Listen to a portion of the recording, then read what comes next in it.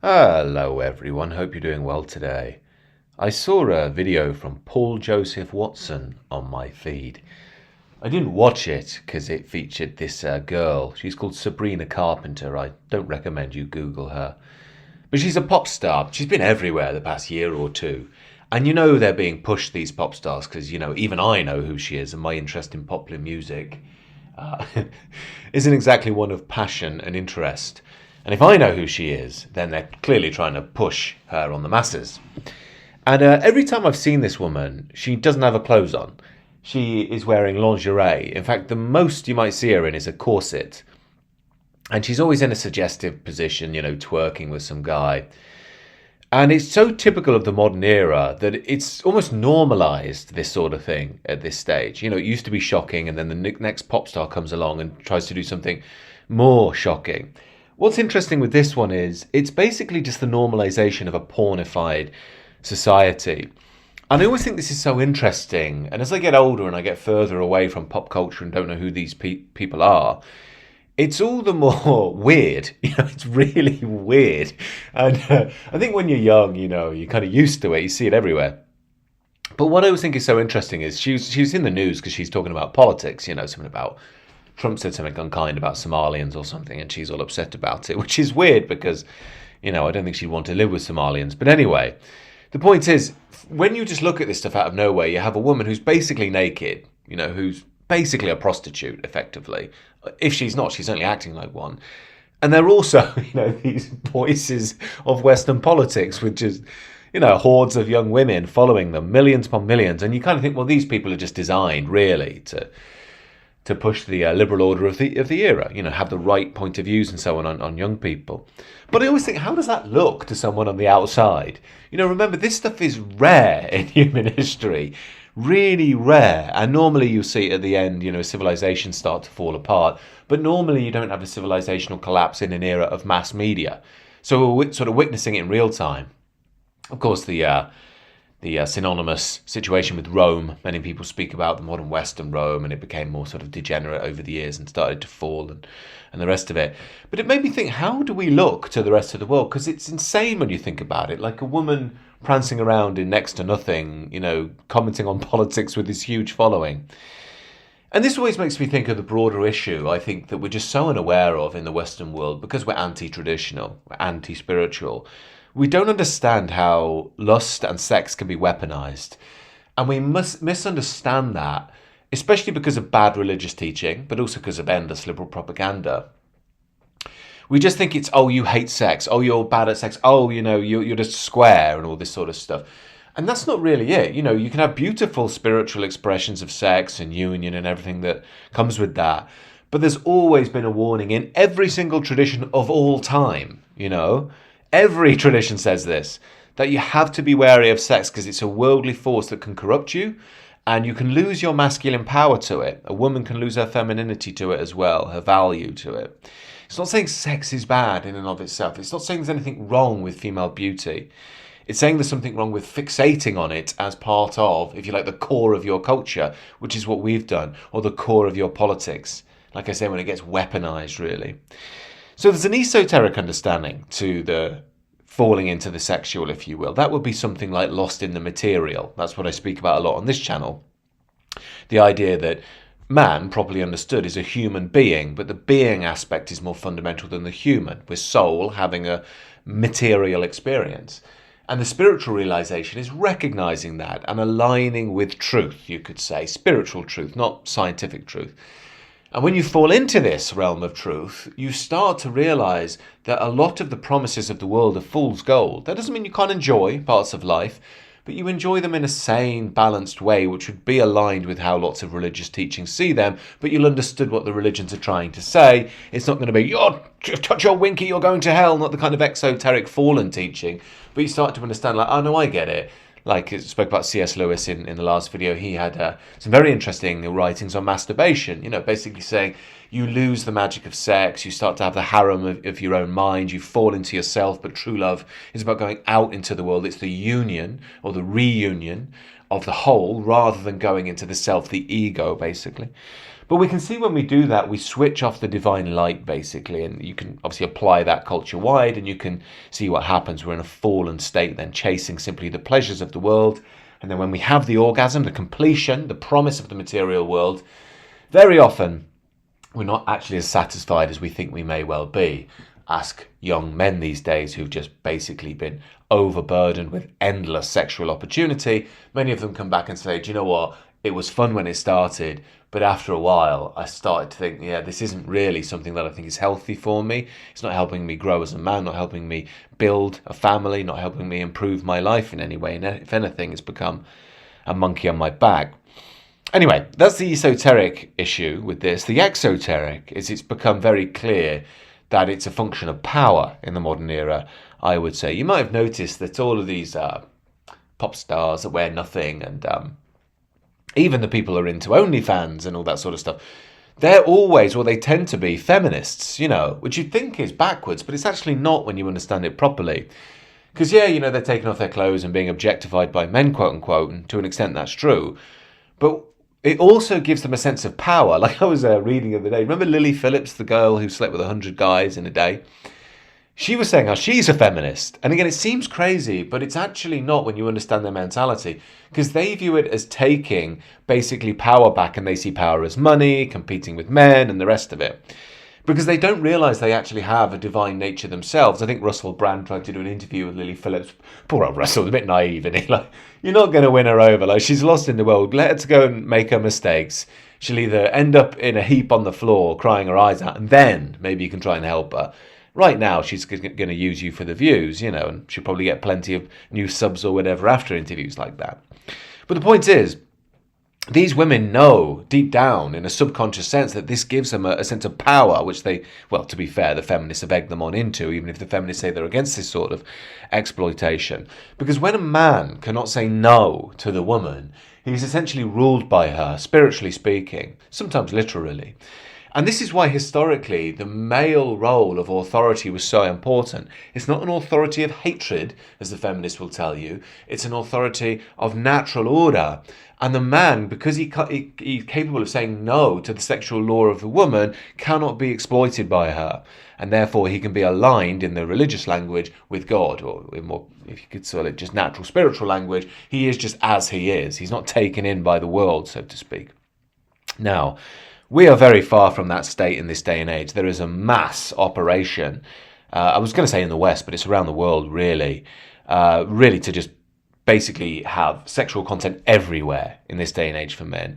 It's before you're even old enough to understand what it is. Young men are basically embedded in it now.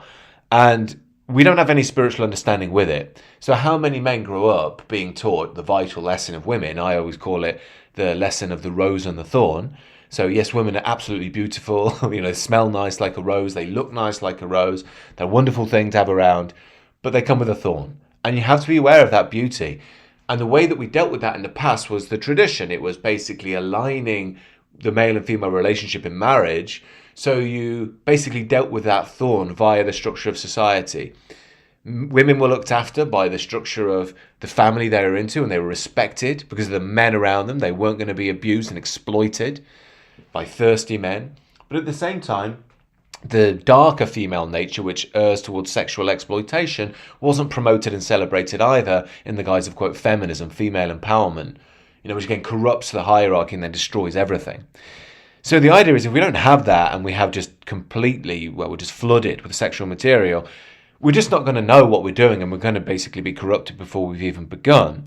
And this goes right back to the heart of the Western tradition, Adam and Eve, Adam is at one with God, but then is tempted by Eve. It's Eve who the snake goes for, tempts her, and then Adam's lust for Eve lets him win over, and then he eats the apple, and we know the rest of the story. Now, this is symbolic in my view. I'm not saying it's not real when I say that. Symbolic is more real than literal. What I'm saying is it's the fundamental guide for how the man should not follow the woman, because he'll fall into the world of things, We don't want to say that in this day and age, especially Christians, because it might be seen as sexist. Oh, no. But the point is, in the traditional understanding, that there is a role of the male. It's aligned with God, and the woman seeks God in the man, properly speaking. It's not that the man is God. It's that God works through him. And then, of course, you get the union of marriage and then the children and the rest of it. So again, this is why religions historically had these firm morals around sex. Now, we can disagree with some of the exoteric lines on it. When I say exoteric, the teaching, the institutional teaching. And I would agree, some of it was corrupted, went too far, became too cliche, and it's pushed people in the other direction, because they've made sex a bad thing. And of course, that guilt complex then goes into them acting out in all manner of ways to try and get satisfaction or rebellion. We've forgotten love, really, at the heart of the Christian tradition. Again, that's when the man's relationship with the divine breaks. And in fact, we do see that even on the masculine side. Some men expect a woman to follow, but they have no love inside of them, to be blunt. And you can see it. I've seen it in the men's world. I used to follow lots of these men's teachers when I was in my 20s. And as I started to follow them more and more, I think, yeah, but the relationships you're in are nothing. You just have some plastic, fantastic Barbie. And I started to realise, well, it's because these guys, as I was understanding more of the religious and spiritual message, there's no flow in them, there's no God in them, there's no love. That's where the real union comes from. So you can have the based morals, but you need to have the light inside of you, the light from God, which is a gift from God when we open ourselves up to him, really. But anyway, we can see that throughout time, the religions have tried to deal with this. Islam obviously went hardcore, we all know that, put on the burqa. Now, okay, in the modern West, we don't really like that, but I can understand what they're trying to do. Yeah, it's too hard line for me, personally speaking, but I get it. They don't want men to fall into the material. That's why they have it there. And of course, the exoteric is very brutal. They start beating women and things like that. And I'm sure none of us agree with that, but we can understand the esoteric point that Islam is trying to make, which again is that they want men to focus on the spiritual, on God, on truth, on justice, on the tradition, not get lost in the world, not following the woman. And again, the sexual need is met in marriage, again, where the woman takes off the burqa and blah, blah, blah. But, of course, in the West, that's not really our way. But I do think when we look at what's happened in the West, we've just completely lost any standard whatsoever at all. And I often look at the Muslims and think, well, at least they've held on to theirs, So what I would say in an ideal world I'd like is Christian morality, I don't think women have to go around in a burqa, but modesty should be promoted. Women don't need to be jumping around in skimpy lingerie. That's just a tool to basically corrupt men and women. But of course, we're not living in an ideal world, and we're nowhere near getting to that ideal world. It's not going to come, especially because women have been systematically indoctrinated against men. So even if they heard you say something like modesty, their instinctive reaction is going to be rebel against that. That's the bad guy. This is what I've been warned about. I must do the opposite of what he says and hate him. And everything I do is to screw over that guy. Even though, what you'd really say, or I would say, the root of what people like me believe is love, they wouldn't see it that way. And I wouldn't expect them to either. It's going to be a long, hard road before we realise these truths as a society and a civilization again. It's why I speak about collapse on the main channel quite a lot. The collapse needs to happen so men and women come to their senses once more and we realign with the fundamental sacred truths that even precede tradition. Properly understood, sacred truth is just as it is. It's implicit in being. The tradition, if you like, is a manifestation of that truth into our daily understanding. But the real point of this video is, well, what do we do about this? Because, we can complain about the world, but that tends to make things worse for you. And if you're in that negative state, if you're complaining, if you're angry with the state of the world, it's just going to put you in a stress state, which is going to lead you to basically being more angry, more upset, and even acting out on some things, because then, you're going to need that relief from the tension that you've built up inside. And whether that's acting out by hooking up with different women, watching pornography, just jacking off, I don't know, whatever else it is that men do these days, you will end up doing that because there's too much tension in the system, That's why, again, I always say, it's why I say in the coaching work, we need to come to peace first. I will look at doing some group coaching in the new year, actually. I always start with, we need to clean ourselves first before we can take on higher spiritual teachings. Because if we don't do that, we're just not going to get them. We're going to misuse them back into the ego and the rest of it. But the point is, what can we do? Well, I think the first thing is the obvious one. We have to minimize exposure. When I saw the Paul Joseph Watson video with this pop star, I clicked not interested on it, which I don't like to do because, it's basically not healthy for my channel to say things like that. It's a different video.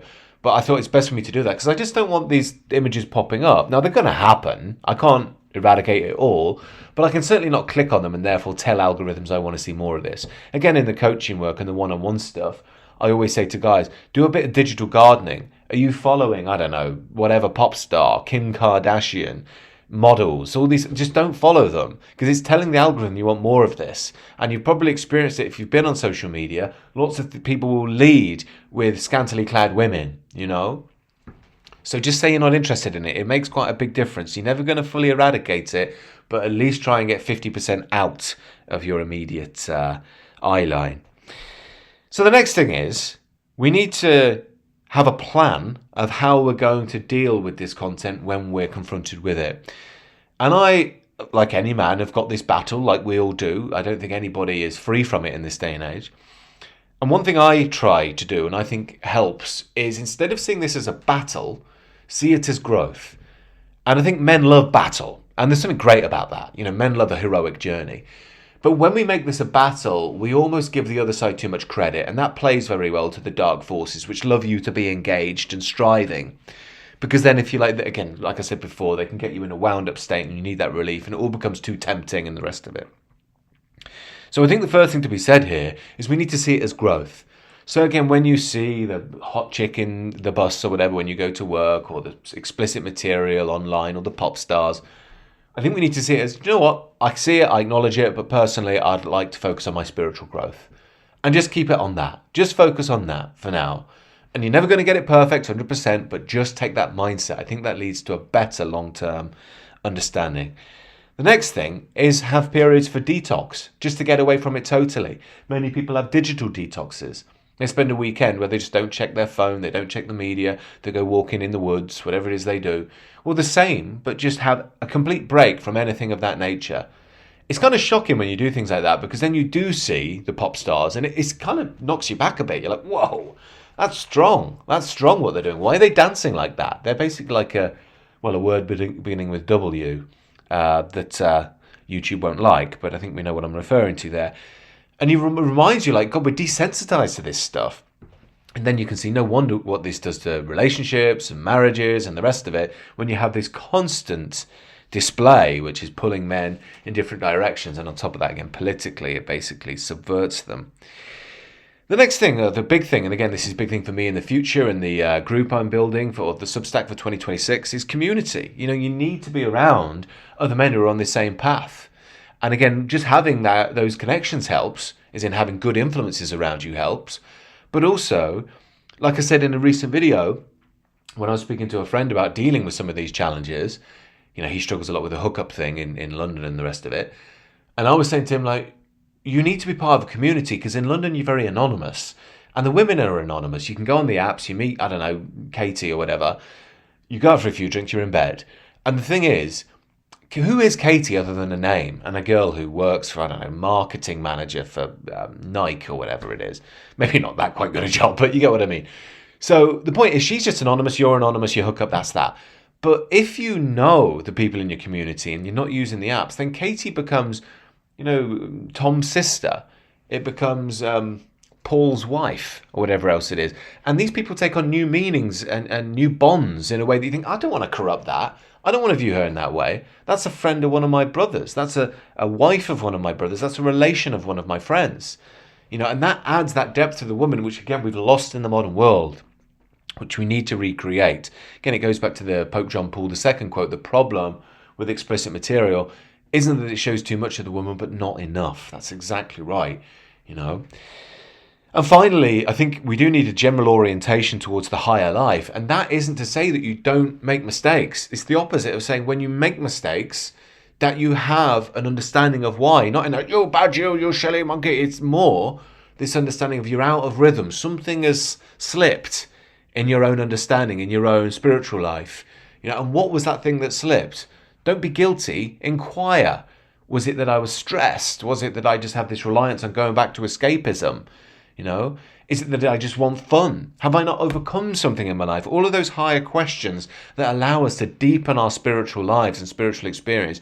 This can take time.